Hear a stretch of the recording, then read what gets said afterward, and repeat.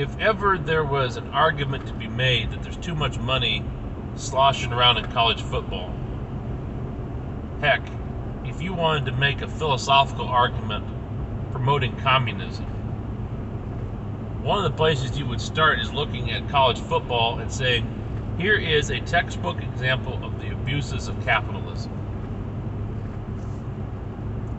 You have two fundamentally different flaws in our culture rubbing up against each other. One is the pure meritocracy mentality, which succinctly put is they love you when you win and hate you when you lose. The extreme opposite of that is the popularity contest culture, which is where institutions like Texas, despite their burgeoning irrelevance as a program, nevertheless command the attention of ESPN more so than a team like Cincinnati, that in spite of its small following and its small media presence, just might make the playoffs. A group of 5 teams making the college football playoffs would absolutely be fantastic. It would fly in the face of the somewhat rigged deck that is college football. And don't make no mistake, college football is a rigged deck. It is rigged in favor of the rich programs that are boosted by rich boosters, for the lack of a better word. And most of the time, these rich programs get their way. Case in point, Notre Dame poached Brian Kelly from Cincinnati 12 years ago with a big contract and a chance to coach at Notre Dame. Brian Kelly had led Cincinnati to an undefeated season, had said all sorts of platitudes about how wonderful the team was and how proud he was, and then he up and vanished and materialized at Notre Dame, talking about how he was very excited to be the head coach of Notre Dame. And no mention was made of his former program. I'm not sure if he even went back to say goodbye. Maybe he sent his players a gift basket to be shared amongst them. I don't know. Now, 12 years later, Brian Kelly has been poached from Notre Dame by LSU, which, from all indications, is a program with too many rich people, too many bored rich people as boosters. And they're willing to throw money at the program to get a coach to... It's sort of like the picture of the guy with the stick poking something saying, do something. Well, that's what these programs do. These boosters do. They go up to a dead football program, they start poking it with money and say, do something. Well, eventually something happens. Now, in the case of LSU, I don't know why they fired their coach, because he won a national title 2 or 3 years ago. But bottom line is, you look at LSU, they had more money than common sense, and they go off and throw it at Brian Kelly to come down there and coach them. Lincoln Riley left the University of Oklahoma for a bigger deal, a $110 million deal instead of a $100 million deal. But his motivations are probably completely different. For instance, if you go to Lincoln Riley's Twitter page, it still shows him as the head coach of the University of Oklahoma. He hasn't had his media people change his Twitter page yet, even though he's been announced as the head coach. Brian Kelly has not been announced as the head coach at LSU, and already his Twitter page has him in purple and gold with calling Baton Rouge and all sorts of stuff that basically implies that he's a vainglorious, self-absorbed asshole, which, frankly, I surmised that a long time ago. So both of these guys have been lured away from pretty good jobs. Lincoln Riley at Oklahoma, Brian Kelly at Notre Dame. They've been lured away by money and by the chance for greater glory. In the case of Brian Kelly, Notre Dame is Notre Dame. I thought they were the top of the heap, but apparently they are not. And I think that should be a wake-up call for all the Notre Dame boosters, which I don't know who the boosters are for Notre Dame, if that's Pope, or if there's actually rich people that throw money at Notre Dame like everybody else. It does bear mentioning that Notre Dame refused to play in bowl games for 50 or 60 years before finally relenting. There is some shred of principle that exists at their institution that does not exist most places.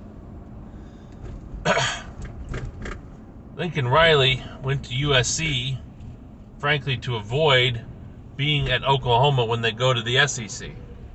Because, rightfully so, he expects Oklahoma to get their ass whipped in the SEC, and he knows just how merciless the fans are going to be. Whoever is the coach at Oklahoma when they go to the SEC is going to be fired in a few years because they're not going to be successful. So you have the meritocracy attitude of the boosters who basically say, if you're not winning, we need to fire you to get someone who can. Conversely so, you have the exact opposite of that, the popularity contest mentality, which is why unworthy programs with lots of money are able to continue to bubble to the top, whereas worthy programs that have success will enjoy that success for a little while, then sink back to irrelevance. Think Kansas winning the Orange Bowl. Think Iowa State winning the Fiesta Bowl, although Iowa State hasn't sunk to irrelevance just yet. It does seem that the sporting world likes to use the name Matt Campbell as a cover for whoever is really being targeted, because Matt Campbell was linked to USC and LSU, and then the real hires were announced, and it's like, that's who they were going after. Now, I don't know if, and I think poor Matt Campbell is sitting back in Ames wondering when the phone's going to ring. He did say at a press conference, nobody's called me. Well, of course, he could be lying, but he doesn't seem to be that kind of guy. Well, tying it all together, you have greedy bastards like Lincoln Riley and Brian Kelly chasing a few dollars more and a chance for glory. You have guys like Matt Campbell, who the people in Ames would like to give him a $1 billion a year contract, even after a 7-5 year, because they're afraid of what will happen to Iowa State football when he leaves. Eerily reminiscent of how Hawk fans reacted every time Kirk Ferentz was linked to a pro program, and he was given contract extensions for what is, generally speaking, mediocre performance. He's now the longest tenured coach in college football, I think. He never won a national championship. He occasionally wins a Big Ten championship, although I think he's going to get smoked in the Big Ten championship this coming weekend. Essentially, Matt Campbell's becoming Iowa State's Kirk Ferentz. A guy that has some good success, that what passes for rich people in Ames are mortally afraid is going to leave town, and Iowa State's going to revert back to the Walden era of football. I happen to be one of the people that I'm a little bit alarmed about what Matt Campbell will end up doing. But ultimately, what sport are we going to cancel at Iowa State in order to pay his salary? And to me, I would rather watch bad football than watch another sport get axed so that the football coach can get a bonus. Now, some people might look at that and say, like, well, gee, you got to spend $1 to make $1, David. And I would say, if your only principle is making money, then yes, you're absolutely right. But the whole reason why college football is because it is supposed to be different than pro football. There's supposed to be some kind of principle involved. They are, despite what the Supreme Court said in NCAA versus Alston,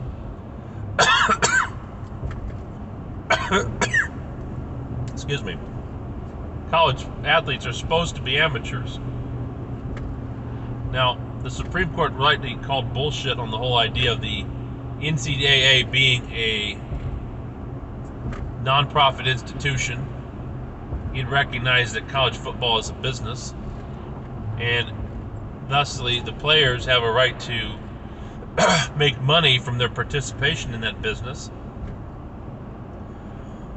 But I think all of this adds up to one thing, which is there is a need to amateurize college football. And the way to do that is you peel off the top 32 money programs. They can form their junior NFL. That will be a regional sport. Basically, it will be the SEC plus the Big Ten East plus a few other teams from across the country.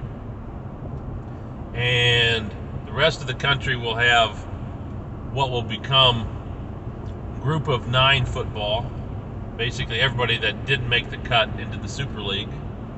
And then you'll have the FCS level, Division II and Division III football. And of course, you have pro football up top, which, despite everything, still makes 4 times as much money as college football. If you do these things, the damage created by the greedy bastards will be confined to the Super League, and the rest of college football can hum along with amateur players being coached by professors that double as coaches, and the 5,000 or 10,000 truly loyal fans will show up on game day to support their team.